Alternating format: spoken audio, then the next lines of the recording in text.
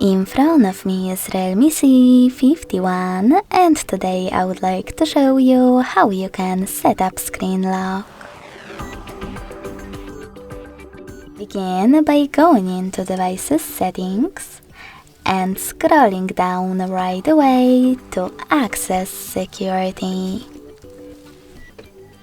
Following that, click on Screen Lock and decide which login method will be the best for you: pattern, PIN or password. When you're ready, click on the chosen one and create it. If you made a mistake, select Clear at the bottom left corner and redo it. Then click on Next at the bottom right one. Repeat it in order to confirm it and select Confirm.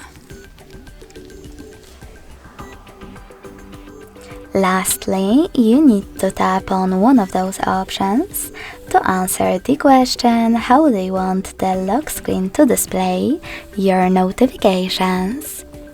Show all notification content, show sensitive content only when unlocked, or don't show notifications at all.